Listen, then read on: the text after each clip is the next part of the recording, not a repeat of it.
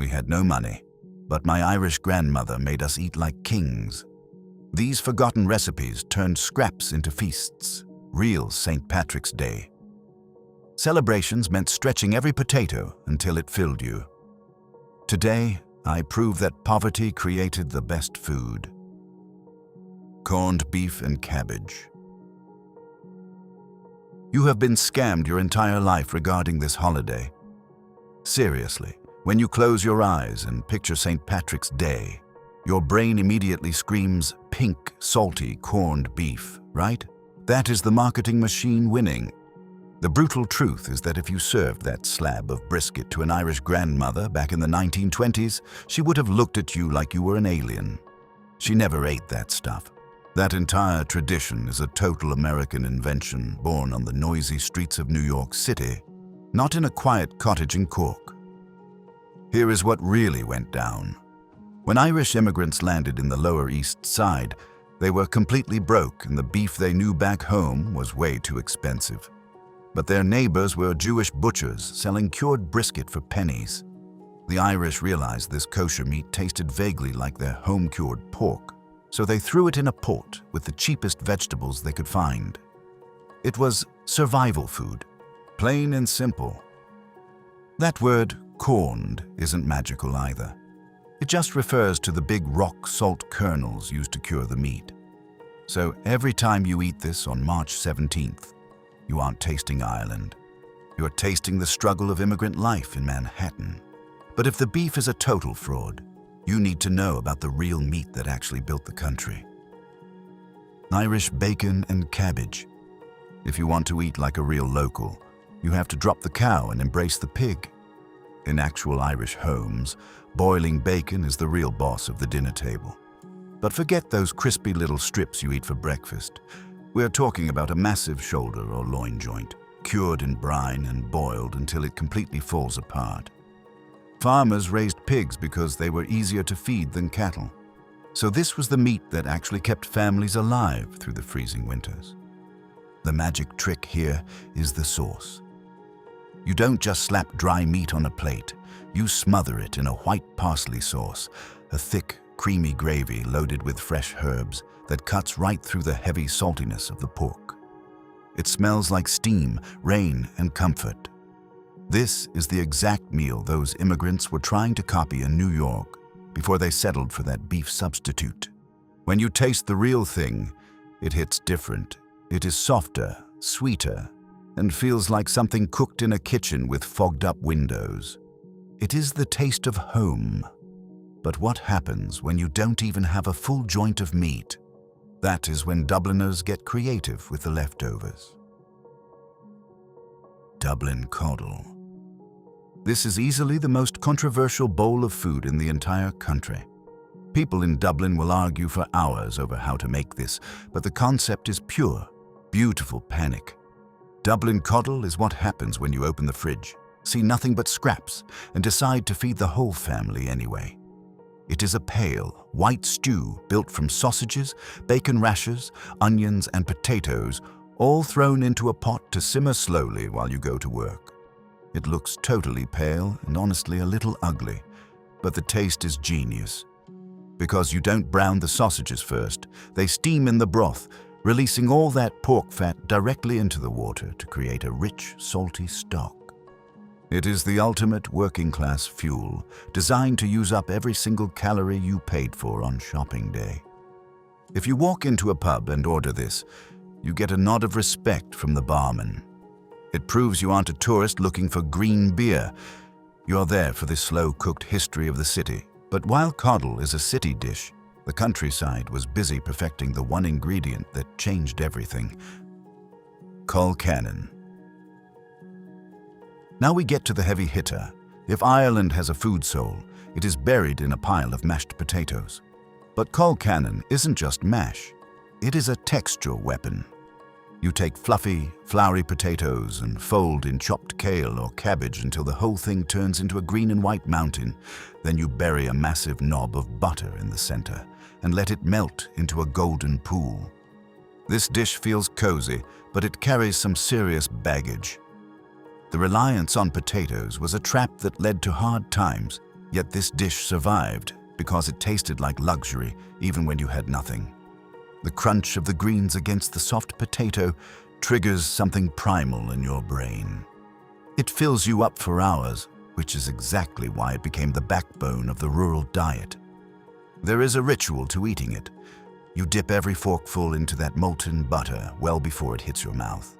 It is simple, cheap, and undeniably perfect. It proves you don't need money to eat good food. But if you travel just a few hours north, they take the greens out and swap in something with a sharp, angry bite. Champ. This is the rival dish that divides the island. In the north, they don't mess around with cabbage in their mash. They use scallions and hot milk. It is called champ, and it is basically Colcannon's punchier cousin. The brilliance here is the infusion. You don't just toss raw onions in, you simmer the chopped green onions in milk first, so the flavor bleeds into the liquid before you smash it into the potatoes. It sounds almost too simple to be a recipe, right? That is the trap. Because there are only 3 ingredients, there is nowhere to hide. If your potatoes are watery or your scallions are old, the dish is ruined. Champ exposes the bad cooks immediately. It is sharp, creamy, and distinctively northern. For generations, families have drawn battle lines over which mash is better. It proves that in Ireland, the potato isn't just food, it is a language. People literally wrote songs about this dish. But sometimes, you can't just boil the potato. Sometimes, you have to grate it, fry it, and turn it into a cake that saved thousands of lives. Boxty. You have probably heard the old rhymes about this dish, but the reality is much more practical. Boxty is the missing link between a hash brown and a pancake. It uses a smart method of mixing grated raw potato with mashed cooked potato. The raw starch acts like a glue, binding the cooked mash into a batter that you can fry on a hot griddle until the edges shatter in your mouth. This is the ultimate peasant innovation. It stretches a small amount of food into a heavy, filling meal that could be eaten by hand if necessary. In the west of Ireland, this wasn't a snack. It was the main event. You get the crispy, oily crunch of the pan and the soft, pillowy center of the mash in one bite. It is making a huge comeback now in fancy restaurants, but at its core, Boxty is pantry survival logic. It proves that if you give an Irish grandmother a sack of potatoes, she will find 100 ways to keep you alive. But what do you do when the potatoes run out? You turn to the quickest bread in the world. Irish soda bread. Forget everything you know about yeast and waiting for dough to rise.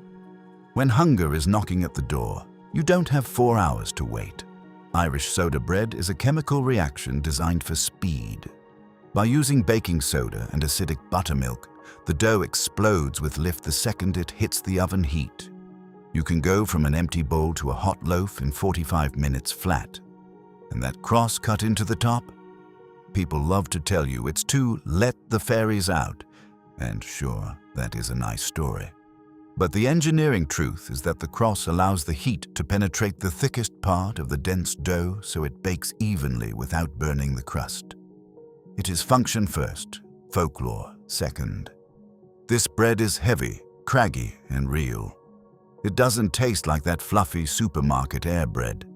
It tastes like grain and earth. It is built to be dipped, to soak up liquids, and to withstand the toughest stews.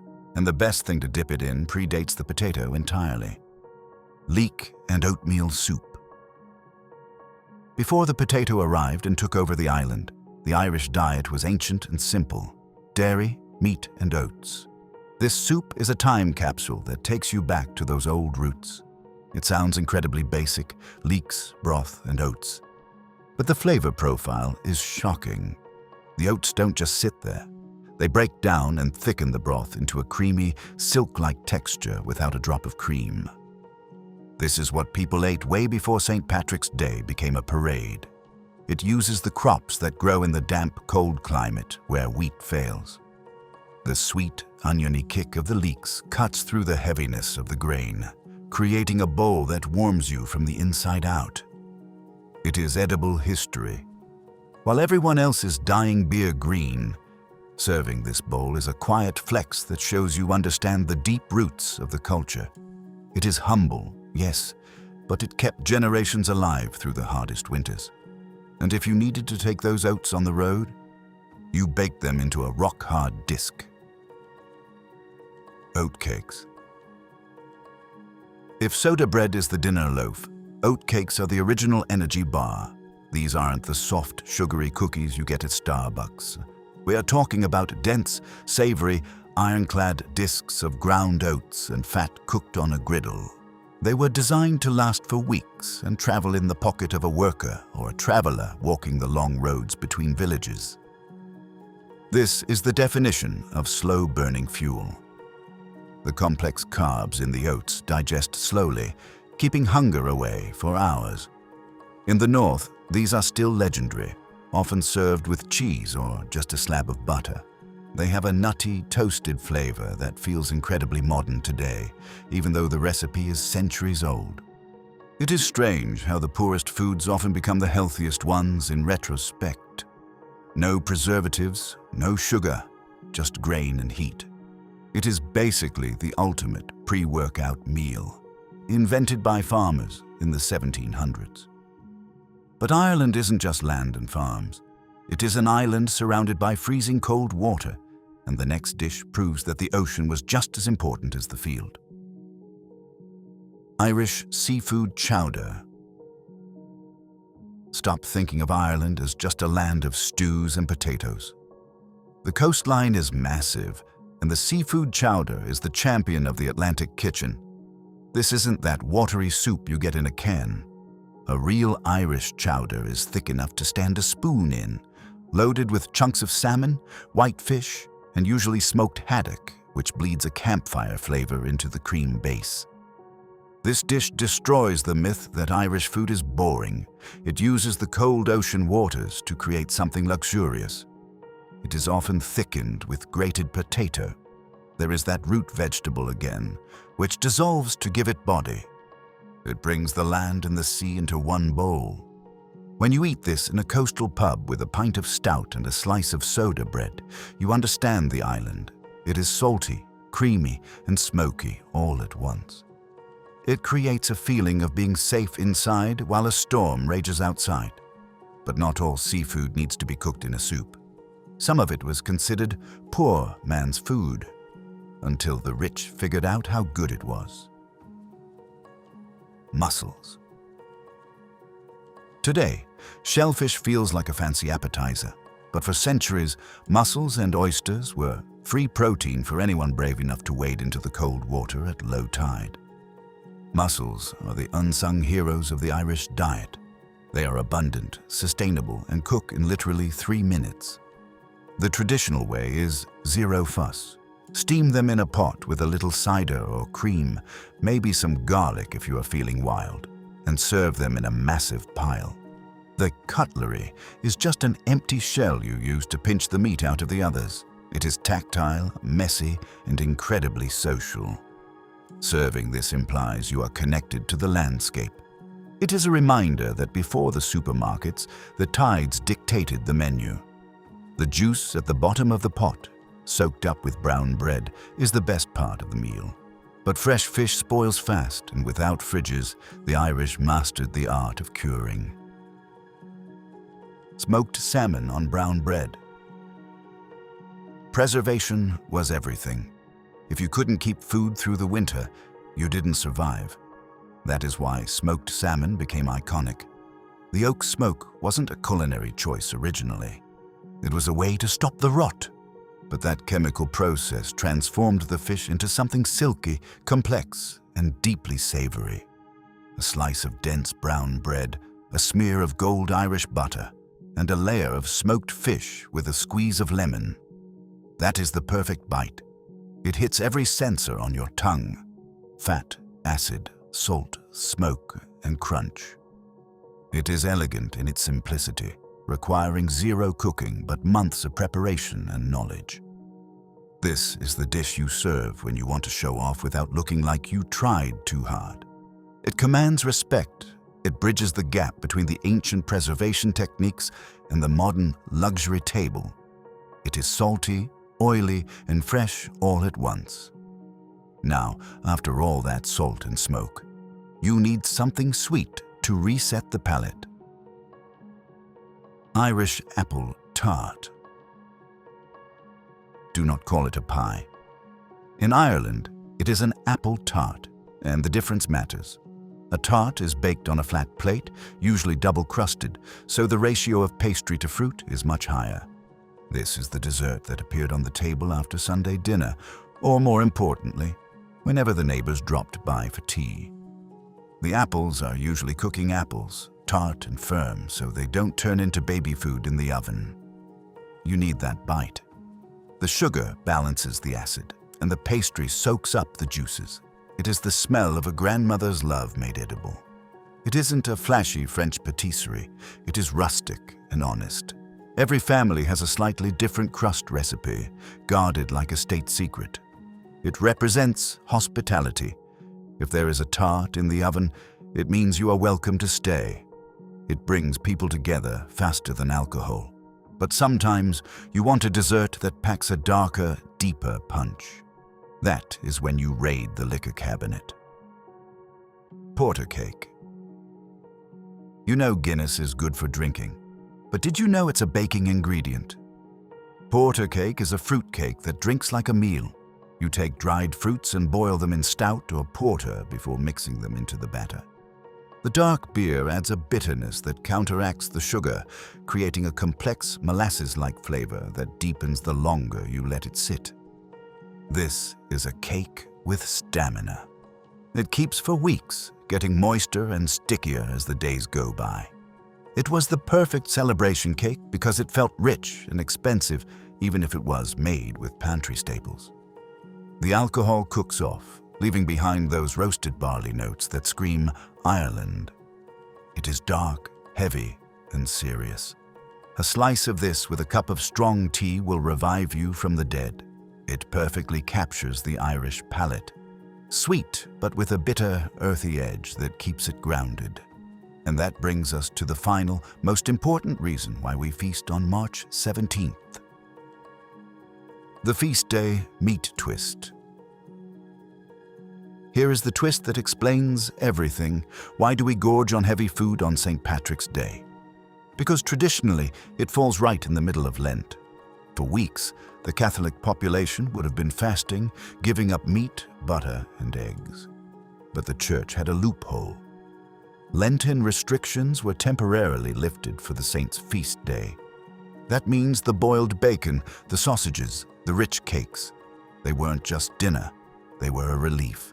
It was a one-day explosion of indulgence before going back to the fast. That is why the food is so heavy and satisfying. It had to make up for weeks of denial. And get this, up until the 1970s, the pubs in Ireland were legally closed on St. Patrick's Day. It wasn't a drinking holiday, it was an eating holiday. It was about family, the church, and the table. So when you cook these dishes, you're tapping into that original feeling of release and celebration, way before the green bear ever showed up. If any dish here made you hungry, tell me your story in the comments. And if you want more hidden food history that marketing hid from you, just tap the next video on your screen right now. Thanks for watching, and see you in the next one.